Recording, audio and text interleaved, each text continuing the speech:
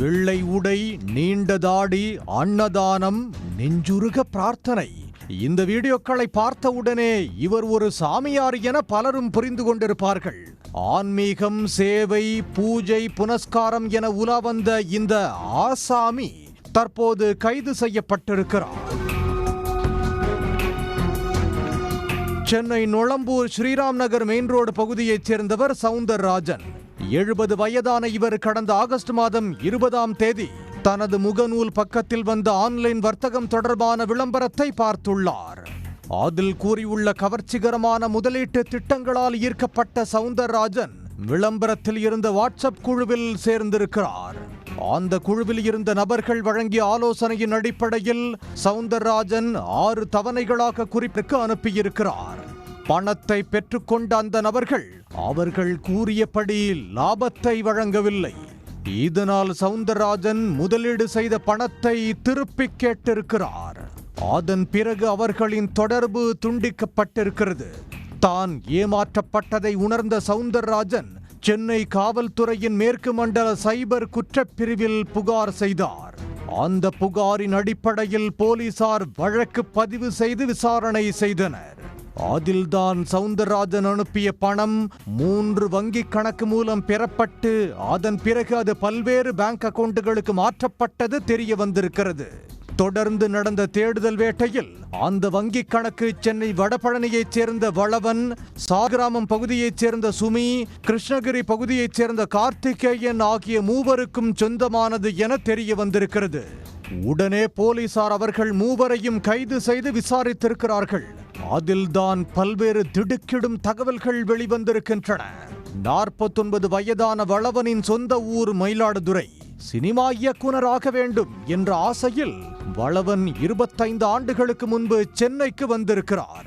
2 இயக்குனர்களிடம் அசிஸ்டண்டாக வேலை பார்த்துவிட்டு ஒரு படத்தையும் இயக்கியிருக்கிறார். ஆனால் அந்த படம் சரியாக ஓடவில்லை. இதனால் மன உளைச்சலுக்கு ஆளான வளவன் துறவரம் பூண்டு ஆத்மயோகி சாமியாராக மாறி கோடம்பாக்கத்தில் அலுவலகம் ஆரம்பித்து ஜாதகம் மற்றும் குறி சொல்லி வந்துள்ளார்.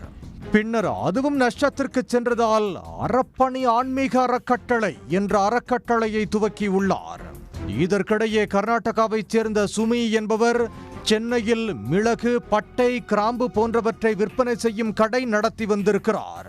தொழில் விருத்தி அடைய வேண்டும் என சுமி அடிக்கடி வளவனிடம் வந்து குறிகேட்டு செல்வது வழக்கம். அதன் தொடர்ச்சியாக இருவருக்கும் பழக்கம் ஏற்பட்டிருக்கிறது. இருவரும் சேர்ந்து அறக்கட்டளையை விரிவாக்கம் செய்து அதன் மூலம் நன்கொடை பெறலாம் என திட்டம் போட்டிருக்கிறார்கள். இதற்காக ஆசிரமத்தில் தினமும் அன்னதானம் போட்டு வந்திருக்கிறார்கள். ஆனால் அவர்கள் எதிர்பார்த்த அளவு நன்கொடை கிடைக்கவில்லை. மாறாக 60 லட்சம் ரூபாய் வரை கடன் ஏற்பட்டிருக்கிறது. அந்த கடனை அடைப்பதற்காக வெளி மாநிலம் மற்றும் வெளிநாடுகளில் அறக்கட்டளைக்கு நன்கொடை பெற முயன்றுள்ளனர். அந்த சமயத்தில் மும்பையைச் சேர்ந்த ஜமாலுதீன் என்பவர் வளவனை தொடர்பு கொண்டு, உங்களுடைய இன்ஸ்டாகிராம் மற்றும் சமூக வலைத்தள பக்கத்தில் ஆன்மீகம் தொடர்பான வீடியோக்களை பார்த்து வியப்படைந்ததாகவும், உங்களுக்கு என்ன உதவி வேண்டுமானாலும் தன்னிடம் கேளுங்கள் என தெரிவித்துள்ளார்.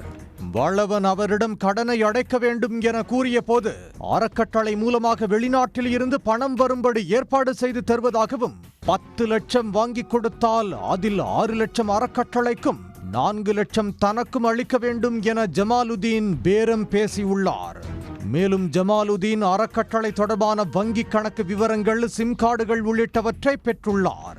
இதனிடையே சமையல் வேலை பார்த்து வந்த கார்த்திகேயன் என்பவரும் அப்துல் என்பவரிடம் கமிஷன் தொகைக்கு ஆசைப்பட்டு வங்கி ஆவணங்களை வழங்கியுள்ளார்.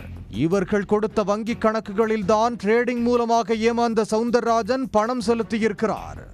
இருவரும் அறக்கட்டளை பெயரில் பல வங்கிகளில் கணக்குகளை தொடங்கி அவற்றை நன்கொடைகள் மற்றும் நிதிகளை வெளிமாநிலங்கள் மற்றும் வெளிநாடுகளில் இருந்து பெறுவதற்காக சைபர் குற்றவாளிகளுடன் கூட்டு சேர்ந்து கமிஷன் முறையில் பண பரிவர்த்தனைகள் செய்து வந்ததும் தெரிய வந்தது.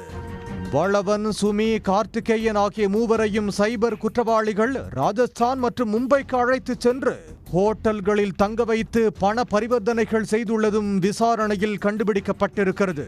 இந்தியா முழுவதும் பல்வேறு நபர்களிடம் சைபர் கிரைம் மூலம் ஏமாற்றப்பட்ட கோடிக்கணக்கான ரூபாய் இந்த மூவரின் வங்கி கணக்கிற்கு அனுப்பப்பட்டு அதன் பிறகு சைபர் குற்றவாளிகளின் கணக்கிற்கு மாற்றப்பட்டிருக்கிறது. மேலும் வளவன் மற்றும் சுமி பயன்படுத்தி வந்த 3 தனியார் வங்கி கணக்குகள் மீது NCRP இணையதளத்தில் இதுவரை 138 புகார் மனுக்கள் இந்தியா முழுவதும் ஆன்லைனில் பதிவு செய்யப்பட்டுள்ளன. கார்த்திகேயன் மீது வேப்பேரி, விருகம்பாக்கம், அம்பத்தூர் காவல் நிலையங்களில் சுமார் 7 திருட்டு வழக்குகள் நிலுவையில் உள்ளதும் போலீசாரின் விசாரணையில் தெரிய வந்திருக்கிறது. இதில் வேடிக்கை என்னவென்றால், ஜமாலுதீன் பேசியபடி வளவனுக்கும் சுமிக்கும் கமிஷன் பணத்தை கொடுத்து விட்டனர். மூவரையும் சிறையில் அடைத்த போலீசார் இவ்வழக்கில் வெளி மாநிலங்களில் தலைமறைவாக உள்ள ஜமாலுதீன், கிருஷ்ணா உள்ளிட்ட மற்ற நபர்களை தேடி வருகின்றனர்.